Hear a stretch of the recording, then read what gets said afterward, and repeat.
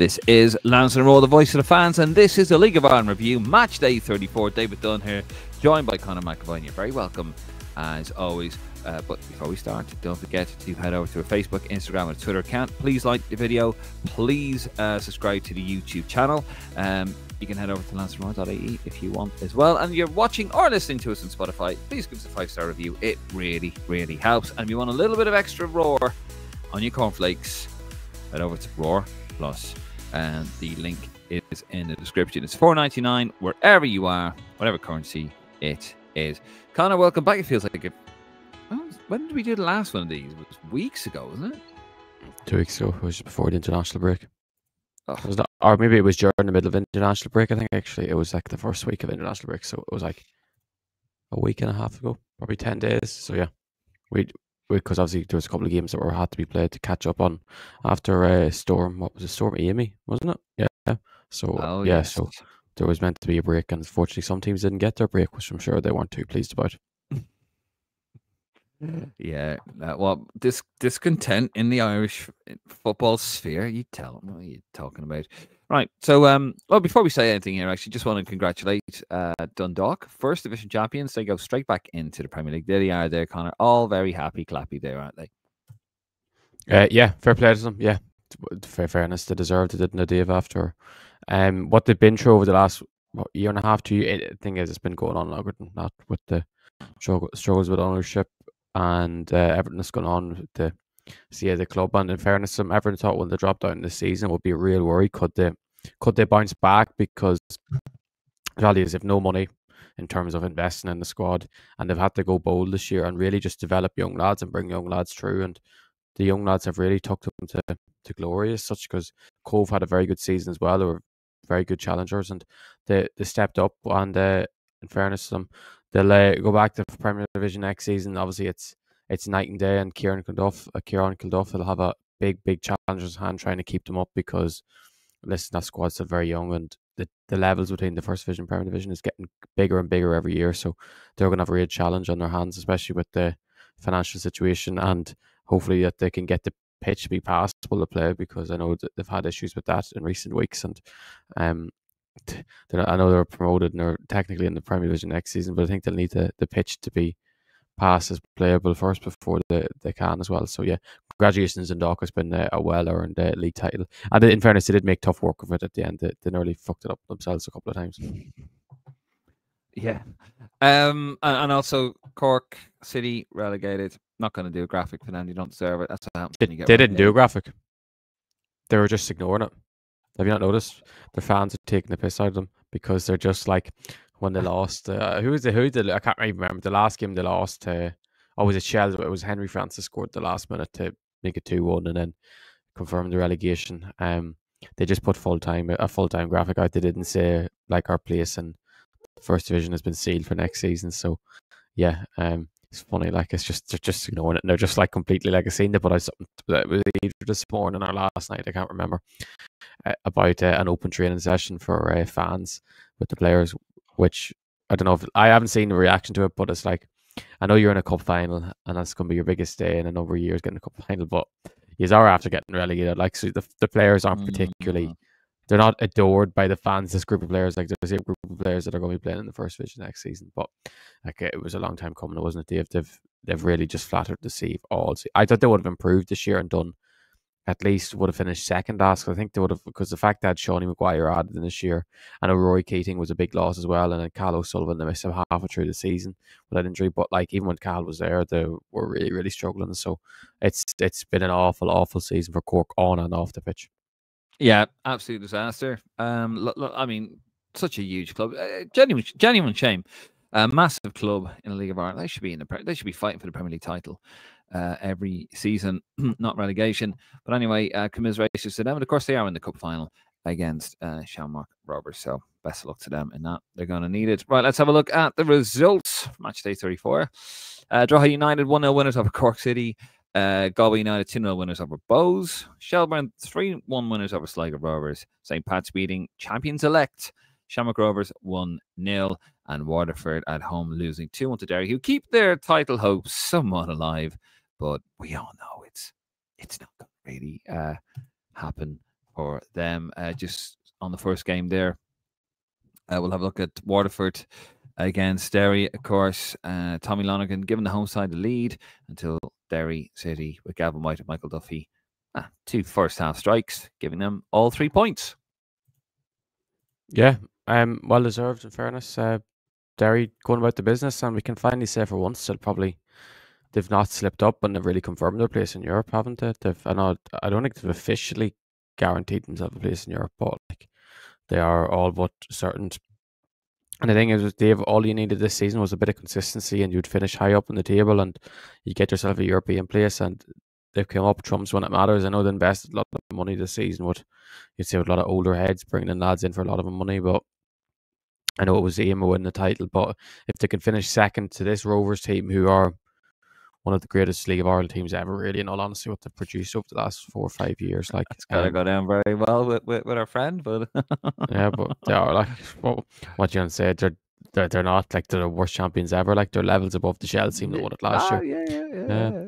But yeah, in fairness, Derry have done well to hold on. What she looks like they'll hold on to second, and yeah, they're on the right path, aren't they? Derry, they're starting to look like a better club. Hopefully, we'll see a grass pitch come into place next season, which I know is the plan for them. Their manager's done a decent job, in fairness, Tiernan Lynch. I know that the title would have been the aim, but finishing second after last season, after completely bottling Europe in the end, it's an improvement for Derry City. Like, and hopefully we'll see them maybe invest more money into the academy and work back up. But for Waterford, they are not in a great position with 2 games left. They've not. I know they've Matt Lawler in now, and they won the first game with him as interim in charge, but like they are really, really, really going to struggle to finish out of the bottom 2 now with these 2 games remaining. Like, and I know they've Pats next, who Pats kind of need to win as well. So yeah, they're in a real sticky situation here. Yeah, 3 teams trying to avoid the the relegation playoff. So yeah, and they're in the mix there with Sligo and Galway. So no, they're not in great shape themselves. Drogheda United, of course, 1-0 winners over Cork City. Cork City well relegated. Josh Thomas with the single goal there. Drogheda, it's kind of, I mean, they're still in with a shout for Europe, but it's unlikely at this point. That's their first win in 3.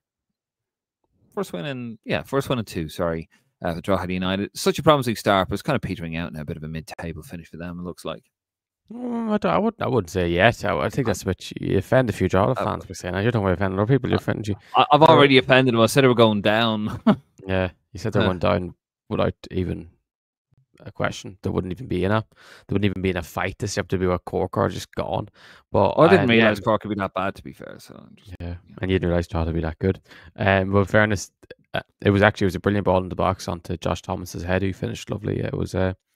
It was a well-deserved 3 points again for Drogheda, who are, I don't know why you're saying they're out of the European race, because they're on 50 points, aren't they? The same as Pats and 1 off Bohs, who are currently 4th. So I don't know why you're getting a bit ahead of yourself. If they win their last 2 matches, the reality is they'll probably finish in the European places, because consistency is what a lot of teams have lacked this season. And what team would you back to go get 6 points in the last 2 games, bar maybe Rovers, maybe Derry at this stage because the pressure's off them. So yeah, I wouldn't be writing off Drogs at all this yet. I know this week is probably going to be the key week, because we'll know what the lay of the land is, with who has their fate in their own hands going into the last game, because we expect Shells to get 3rd, so it's really between Bohs, Pats and Drogs to get 4th. But I wouldn't write them off just yet, Dave. They wouldn't be who I think will finish 4th, but I wouldn't write them off yet, because they have proved a lot of people wrong this season, haven't they, by how well they've done, and it's still overall a good season. I know the European heartbreak with that, but it's still on the pitch at least, it's been a great season for them. Yeah, they've done quite well there, and yeah, that was dreadful. They should have been in Europe this year. You know, I want all Irish clubs in Europe, as many as possible, getting that money in, because you ain't going to get it through the domestic purse, that's for sure. Next one up, of course, Shelbourne 3-1 winners over Sligo. Cian Kavanagh actually given the visitors a bit of red, bit of hope, no hope on the 20th minute. Then Meepo Odebeko on the 30th minute, Daniel Kelly on the 81st, and John Martin securing the points on the 91st minute for Shelbourne. They, of course, now they're looking good for Europe. Sligo Rovers, though, still not quite clear of the relegation playoff. As I said, they're in a three-way battle with Waterford and Galway United. But disappointing, especially after taking the lead there for Sligo. Yeah, Sligo will be very, very annoyed with how it's kind of panned out in that game, because they knew once go 1-0 up, if they held on, it really would have been great for their hopes of not finishing second, even though they're still in it with a chance of like avoiding the relegation playoff. It would have been, what you'd say, probably a season defining win as such, because it would have put them on the right track. But in fairness, Shells have done what they've done in recent weeks, especially since Joey O'Brien has really come in, hasn't he? And they've done really well. Meepo's goal was absolutely brilliant. It's his best goal so far this season from long range. And then once they got one, you're kind of like, Shells have enough class to get past these boys, and especially with Europe this week, Dave. You'd expect that now to really put Shells in the groove to maybe go on to the European match on Thursday against I don't know how you pronounce it. We always see them come up, Dave, every year. Yeah, I think they're North Macedonian. I think that's where they're from. Oh Jesus! I think they're North Macedonian. Skenja.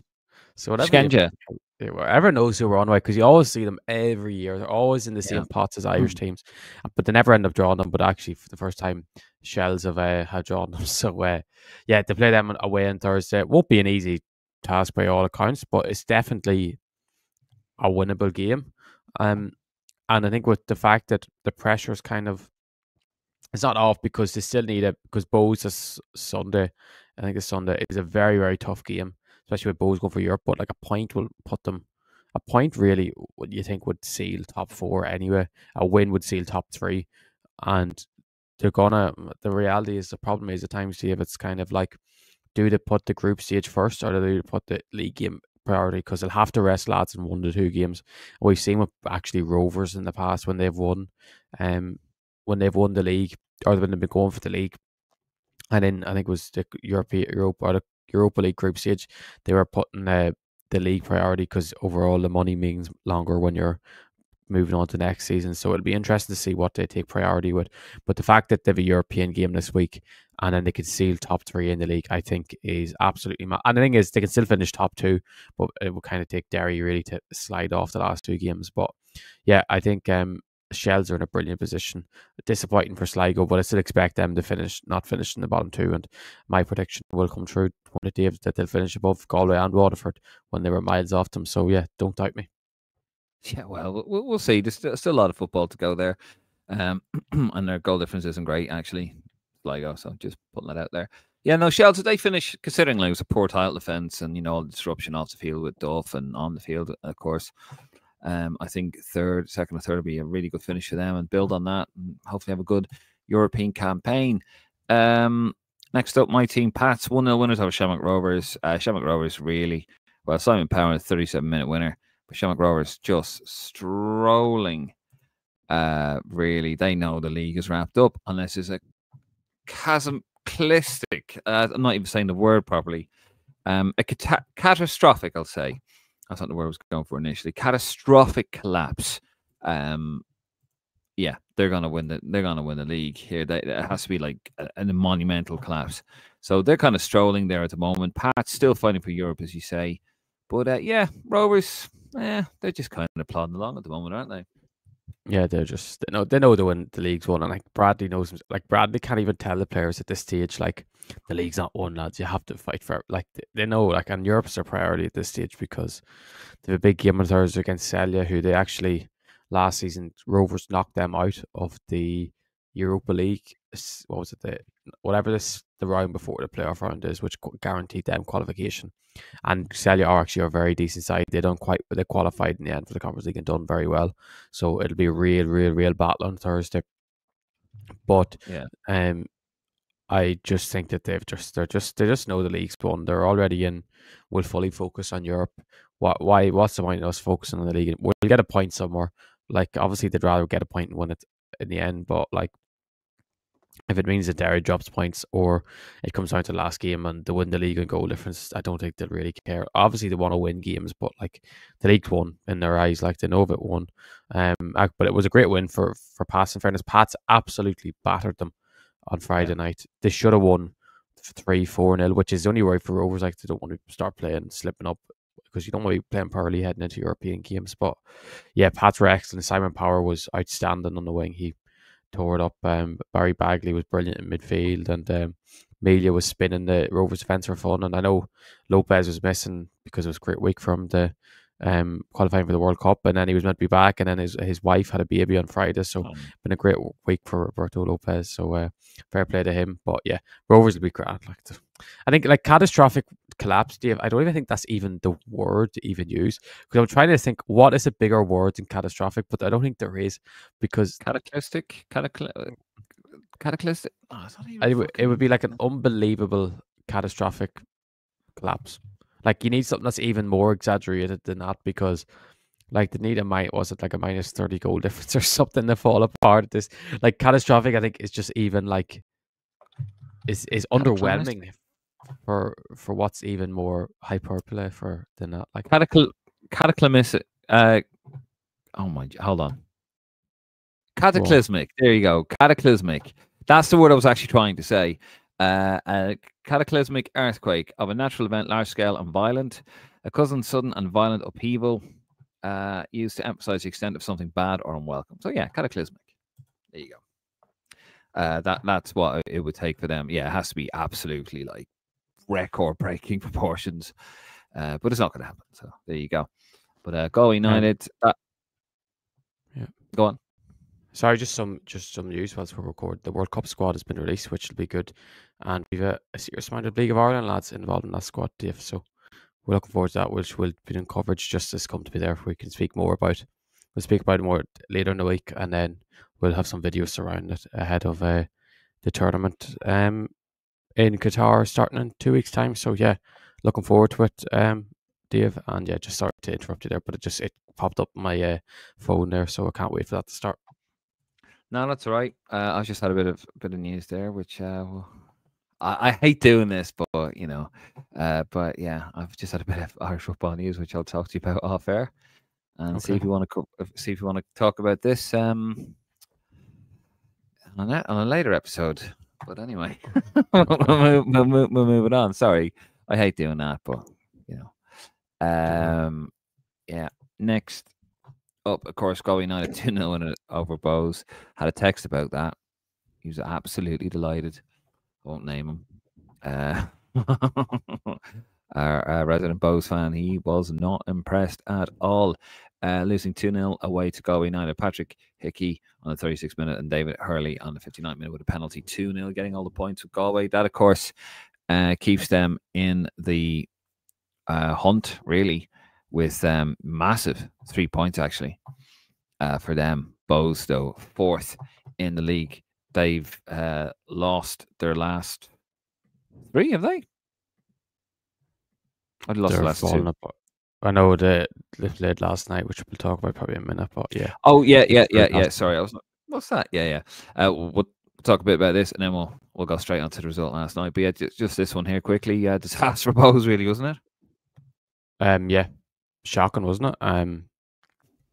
They've really, if they don't get Europe at this stage, they've nothing to blame but themselves. Like they had it all in their own hands. You were thinking they'd easily really get, because we were all talking, weren't we? We were all talking really that top 3 was wrapped up, and 4th places for Shells, Pats, and Drogheda. And now Shells have overtaken them. It looks like the top 3 is wrapped up with Shells replacing them, and now Bohs are fighting for 4th place. And I wouldn't fancy them to finish top 4 at this stage, to be honest, because I don't know I don't know what has gone wrong there, because they still have the players. They've not really lost anything, and they're still playing nice football. Like even when you look back to that Dublin derby at Tala, they were very unlucky to lose. So it's very strange to see how it's going apart. But it was a massive win for Galway, in fairness, because they couldn't buy a win, and beating Bohs at home is not an easy feat. And they went and they made it look easy in the end, really, because you'd expect so much, because there's so much talent in that Bohs team, so you just expect so much from them. So it's very strange to see how it's just unravelled at this stage of the season. Yeah, very, very poor for Bohs. And of course, didn't get much better from last night. They played last night in the Dublin Derby at home to Pats 0-0. Just going to, let me get the stats up there. Have a look at this. But I know this one, apparently, how they managed to draw this one was beyond anyone's imagination. But where are we? Oh, there's no stats. Well, there you go. 0-0 draw. What did you make of this one? I was only because I was on last night. Obviously, I was kind of in and out watching that and watching Brentford because I was impressed with how well Keith Andrews' side were doing and seeing how the Irish lads were doing there. So it was kind of like switching over and back. But yeah, it was a strange game, a very feisty game. Could have been a couple of red cards. Well, there was a red card actually. Alan Reynolds got sent off at half time. I saw it shoving your man, yeah, for pushing Axel Soberg, which was a bit. I don't know why he decided to do that. So yeah, the reality is both teams will kind of probably be disappointed that they only drew the game, really, Dave, because it could have been a massive 3 points for either side. When you look at we'll look at the table in a couple of minutes, but if we look at the table, like you'd be thinking, oh, imagine that either of them sides had 2 more points. Like I know both sides will probably be like, it's a point. It's not the end of the day. We can move on to the last 2 games. We win both our last 2 games, and we'll finish in the European places. But probably disappointing, really, for either side not to go get a winner in that game. But yeah, it's a reality. It's one of those games. It's like I think it's a point gain rather than 2 points lost for both sides, because it would have been a real disaster for either side if they lost that game. Yeah, no, absolutely. Right, let's have a look at the league table, which includes last night's result. Of course, Shamrock Rovers, notwithstanding a cataclysmic collapse at the top of the table. They're on 63 points.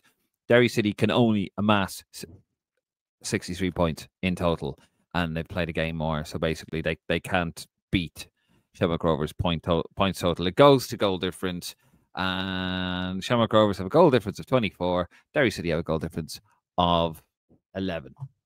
So yeah, 13 goals. It is not going to happen. You never know, but it's not going to happen. Third, of course, Shelbourne on 55 points. Fourth, Bohs on 51. Pats fifth on 50. Drogheda is 6th on 50 as well. Galway United 7th on 37. Sligo Rovers 8th on 37. And Waterford also on 9th on 37. And Cork City propping up the table on 23 points. Of course, they are already relegated. Right, so let's have a look at the fixtures. So we have a full list this weekend, compromising games on Friday, Saturday, and of course on Sunday. So Friday night, we have Galway United at home to Drogheda, Pats at home to Waterford. Then on Saturday, we have Sligo Rovers at home to Cork. And Sunday, the big game on Virgin Media 2, Derry City host Shamrock Rovers, and Derry only have to win by 13 or so goals.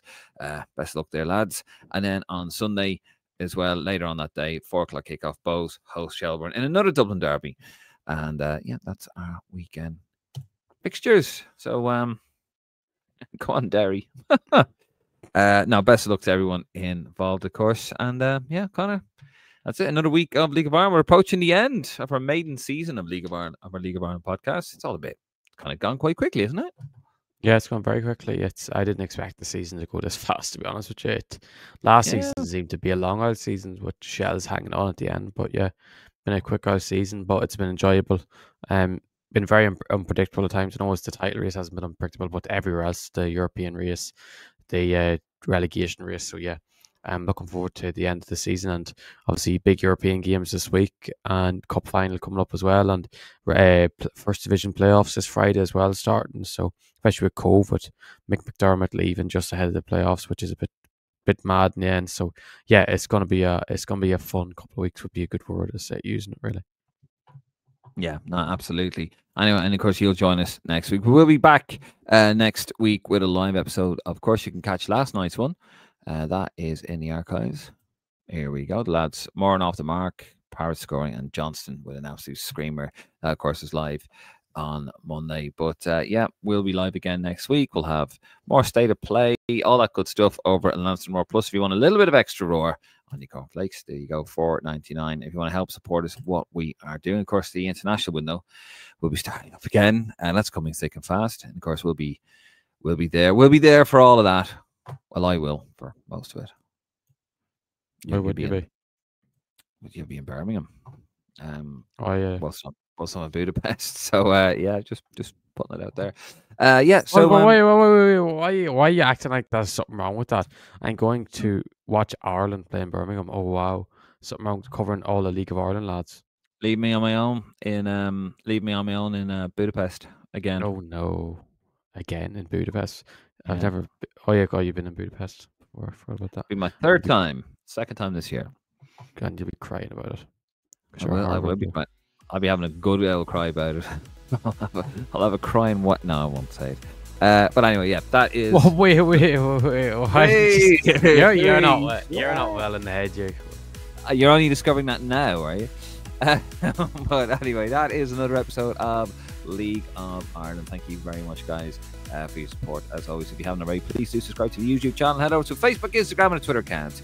And please do like the video. It really does help. And if you're watching or listening to us on Spotify, give us a 5-star review. It really does help as well. And if you want to support the channel, as I said, Roar Plus, a link in the description below, or you can head over, or you can donate to us through coffee and just make a one-off donation or a regular donation, whatever you want. Help us keep doing God's work. Anyway, I'm David Dunn. He is Conor McAvoy. This is Lansdowne Roar, the voice of the fans, and we are out of here. See you on the next one. Good luck.